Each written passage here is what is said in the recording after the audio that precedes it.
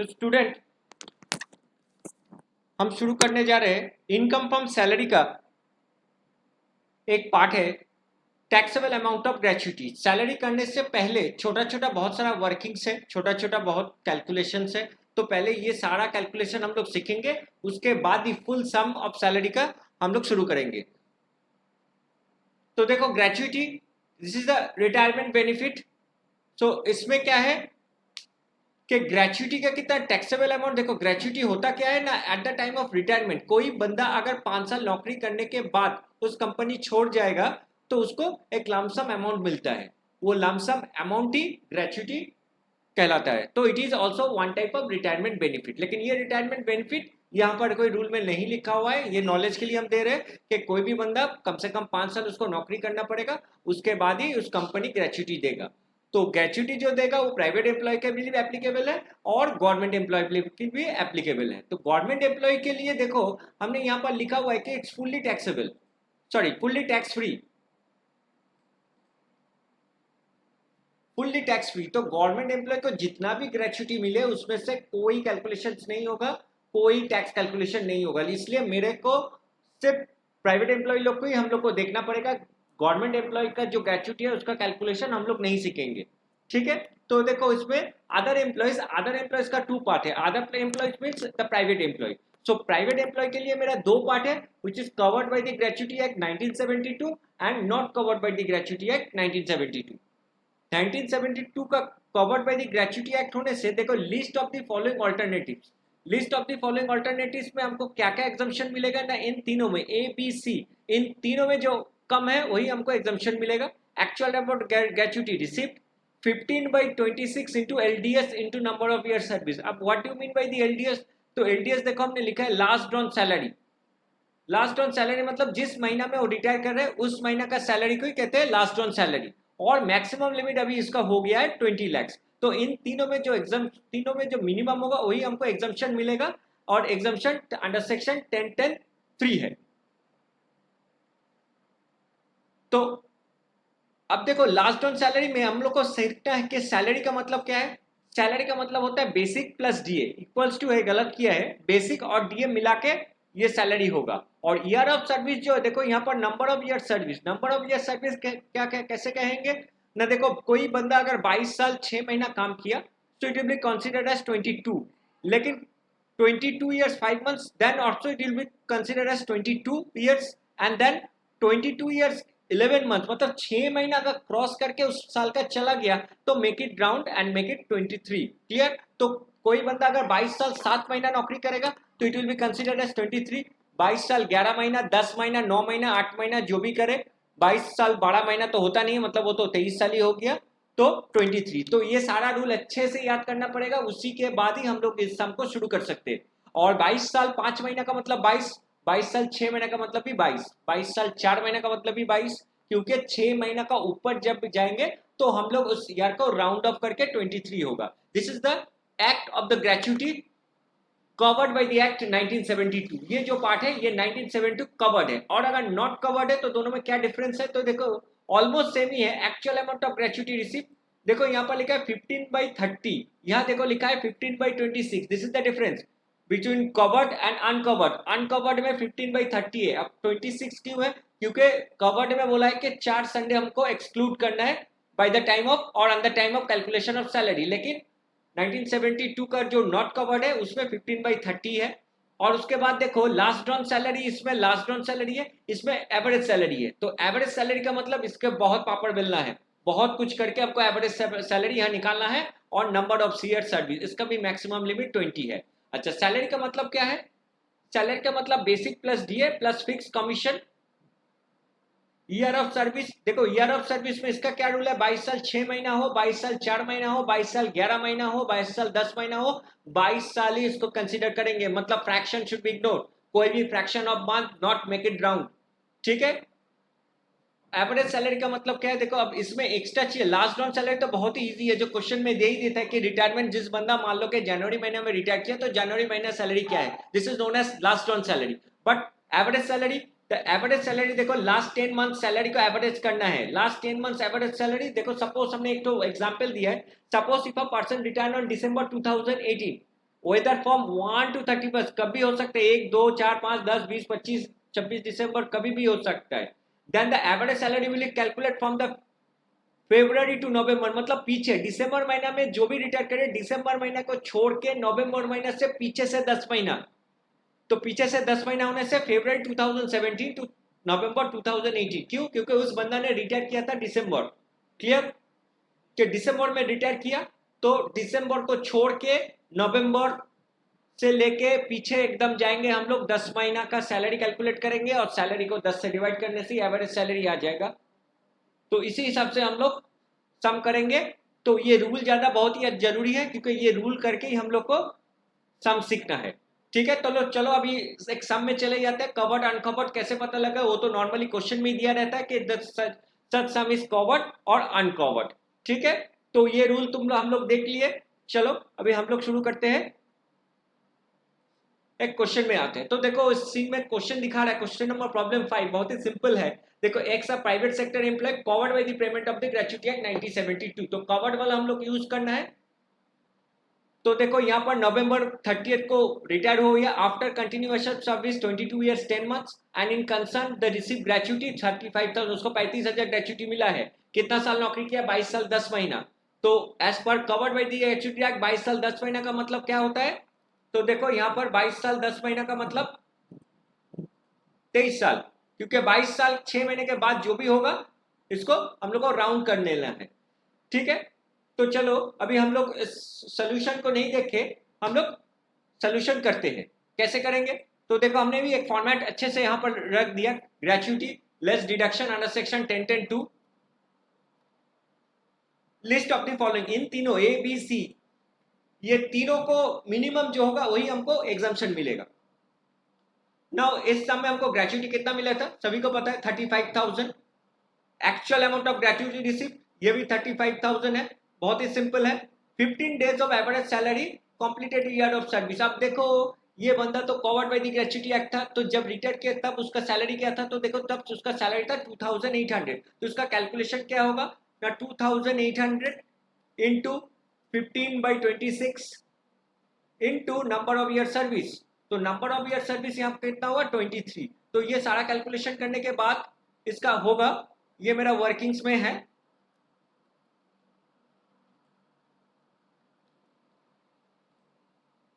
तो यहां पर होगा 2,800 इंटू 15/26 इंटू 23, जो कि आया 37,153.85। इसको राउंड भी कर सकते हैं और इसी को भी लिख सकते हैं। मैक्सिमम लिमिट मेरा कितना है? तो मैक्सिमम लिमिट मेरा है 20 लाख। 20 1 2 1 2 3। तो ये तीनों में से मेरा मिनिमम कौन सा है? मिनिमम कौन सा है? इन तीनों में से जो मेरा मिनिमम अमाउंट है 35,000।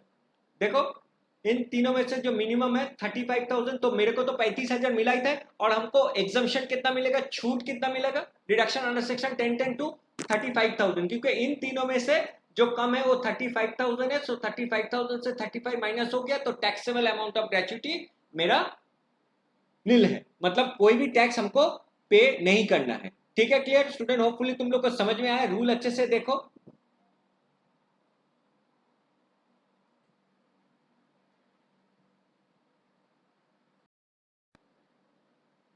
अब हम लोग जो सम शुरू करेंगे ये है uncovered bye the gratuity act 1972 और not covered by the gratuity act 1972।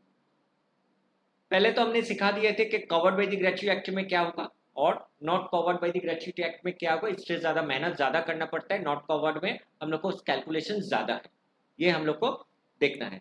तो इसमें फिर से देखो, हमने यहाँ पर एक क्वेश्चन रखे, B an employee in a private concern not covered by the payment of the gratuity act 1972, retire किया है February 22 2020 after continuation of service 28 years 9 months।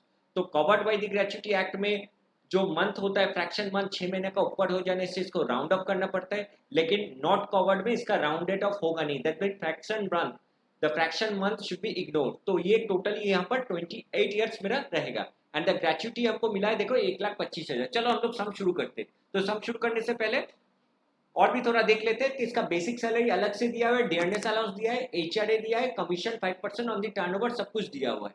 ठीक है, तो पहले हम लोग को जो करना है, हमको ग्रेच्युटी टोटल देखो हमने ये भी यहाँ पर दे दिया।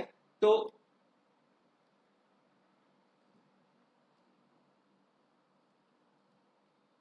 बंदे को कितना ग्रेच्युटी मिला था? 1,25,000 मिला था। Actual time amount of gratuity 1,25,000। देखो नॉर्मली क्या होता है कि ये पार्ट दोनों का सेम है, कितना मिला एक्चुअल अमाउंट और मैक्सिमम लिमिट। बीच वाला जो सी है, सॉरी बीच वाला जो बी है, उसी को कैलकुलेशन है 15 डेज ऑफ एवरेज सैलरी। लेकिन मेरा 15 डेज ऑफ एवरेज सैलरी इसका कैलकुलेशन बिल्कुल ही अलग हो जाएगा, क्योंकि ये नॉट कवर्ड है। तो हमको लास्ट 10 महीने का सैलरी निकालना है। आप लास्ट 10 महीने का सैलरी कैसे निकालेंगे? देखो ये बंदा ने रिटायर किया था 22 फरवरी को, तो 22 फरवरी को रिटायर किया, तो उस फरवरी मंथ को हम लोग एक्सक्लूड करेंगे, मतलब जनवरी से पीछे हम लोग को कैलकुलेशन है, तो बहुत लंबा कैलकुलेशन हो जाएगा। जनवरी से लेके हम लोग को कैलकुलेशन करना पड़ेगा। तो देखो जनवरी पीछे से हम लोग करेंगे। अगर यहां से हम लोग ऐसे देखेंगे, जनवरी 10 महीना का करना पड़ेगा, जैन, दिसंबर, अक्टूबर, सितंबर, अगस्त, जुलाई, जून,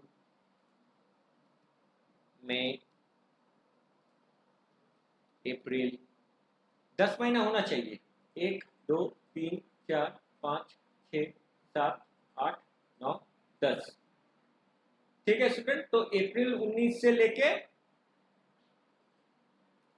जनवरी 20 तक हम लोग को ये कैलकुलेशन देखना है। ये मे भी 19 होगा, ये सब 19 हो जाएगा।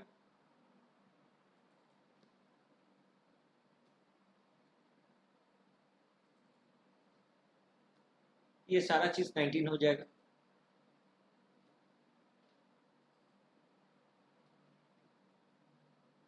दस महीना का कैलकुलेशन हम लोग को सैलरी, और सैलरी क्या इसमें क्या बोले थे? Basic plus DA plus fix rate of commission. तो ये मेरा 10 महीना हो गया। ठीक है, 10 महीना देखो फिर से हम बता रहे हैं।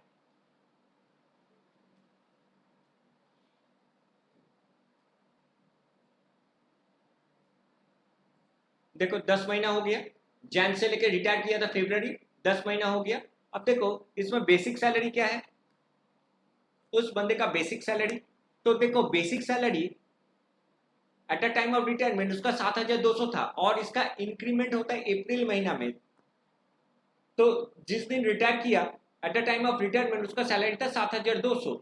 तो 7,200 और उसका इंक्रीमेंट हो रहा है अप्रैल महीना में, मतलब मेरा अप्रैल महीना से ऑलमोस्ट सब 7,200 ही इसका है। इसका 7,200 है इसका basic salary. Clear? Basic salary April महीना से उसका इंक्रीमेंट हुआ है, मतलब उसका मार्च में 600 रुपये हम कम कर देते, 600 कम कर देते, क्योंकि देखो इसका इंक्रीमेंट हुआ है 600 और ये अप्रैल से शुरू है, तो ये 7,200 से ही होगा। अगर इसमें मार्च हो जाता तो हम लोग 6,600 लेके करते, लेकिन यहाँ पर ऐसा नहीं करना पड़ेगा, क्योंकि इसका इंक्रीमेंट जो हुआ है वो 1 अप्रैल को ही हुआ है। उसके बाद देखो डीएनएस अलाउंस 1,700 करके पर मंथ है, जिसको हम लोग शॉर्ट में कहते हैं डीए, 1,700 है। हर महीना में 1,700 करके उसको मिल रहा है।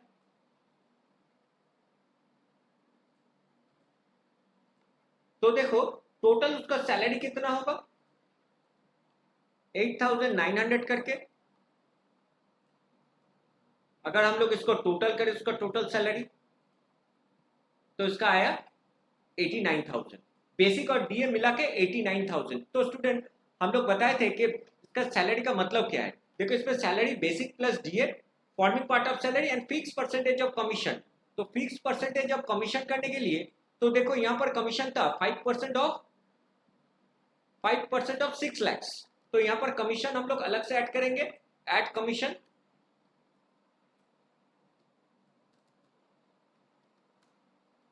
5% ऑफ 6 लाख, जो कि हो रहा है यहाँ पर 30,000। तो स्टूडेंट उसका टोटल सैलरी होगा दिस प्लस दिस। तो टोटल सैलरी उसका हो गया 1,19,000। This is the average salary we can say. तो 1,19,000 उसको सैलरी है, तो एवरेज सैलरी क्या होगा 10 महीना का, तो टोटल सैलरी इतना है। So the average salary you can say the average salary, इसको डिवाइड कर देंगे। यही मेरा मेहनत है कवर्ड और अनकवर्ड में। तो 11,900 हो गया। चलो अभी हम लोग सामने आते हैं 15 डेज ऑफ सैलरी अनकवर्ड में क्या था 15, पहले लास्ट सैलरी लिख देते हैं 11,900 इंटू 15/30 इंटू वो साल कितना साल नौकरी किया था। देखो नौकरी किया था 28 ईयर्स 9 मंथ्स, तो 28 ईयर्स 9 मंथ मतलब हम लोग 28 ही पकड़ेंगे। और ये सारा कैलकुलेशन से हम लोग का कितना आएगा, चलो देख लेते हैं। 11,900 इंटू 15/30 इंटू 28, जो कि आ रहा है 1,66,000। क्लियर। अभी देखो दिस इन तीनों में से मिनिमम कौन सा है, यहां पर भी इन तीनों में मिनिमम 1,25,000 है। तो टैक्सेबल अमाउंट यहां पर फिर से जीरो हो गया। ठीक है, टैक्सेबल अमाउंट हम लोग का फिर से ही जीरो हो गया। तो ये है मेरा computation of gratuity under not covered by the gratuity act. तो not covered by gratuity act में क्या है कि ये कैलकुलेशन हमको एक्स्ट्रा करना है कि लास्ट 10 महीने का सैलरी हम लोग को निकालने के बाद उसको 10 से डिवाइड करेंगे, तभी जाके उसको 11,900 यहां लिखेंगे। और 15/30 होगा, 26 नहीं होगा, क्योंकि ये not covered by the gratuity act. तो computation taxable amount of gratuity act for है तो फॉर नॉट कवर्ड लिख देते हैं कवर्ड बाय 1972। 1972 कवर्ड नहीं है, अगर कवर्ड होता तो उसका कैलकुलेशन अलग होता। तो होप स्टूडेंट ये तुम लोग को समझ में आया होगा ये सम, कि कोई भी तुम लोग अभी ये सम कर सकते हो ग्रेच्युटी का। तो ग्रेच्युटी का सीखने के लिए पहले बार बार बता रहे हो रूल अच्छे से देखो, रूल को हम एक्सप्लेन भी किए हैं। और ये कवर्ड और नॉट कवर्ड का जो डिफरेंस है, डिस्टिंक्शन है, ये भी तुम लोग को समझ में आया होगा। Covered by the gratuity act वाला एक क्वेश्चन देखो और ये एक क्वेश्चन देखो, दोनों का डिफरेंशिएट करो, पता लग जाएगा कि क्या डिफरेंस है, तो याद करने में भी मेरे को आसान रहेगा। और एक चीज देखो, कवर्ड बाय ग्रेच्युटी एक्ट का था 1972। देखो प्रीवियस सब में हम दिखाए थे कि इसमें सेक्शन 2 है 10(10)(2), तो covered by the gratuity act में ये सेक्शन 10(10)(2) है। और ये जो है, ये जो कंप्यूटेशन है इसमें जो है ये नॉट कवर्ड है, तो नॉट कवर्ड में सेक्शन 10(10)(3) हो जाता है। तो होप स्टूडेंट तुम लोग को समझ में आया है ये सब। तो इस वीडियो को अच्छे से देखते रहो और जो जो सम देंगे उसको करते रहो। Thank you so much.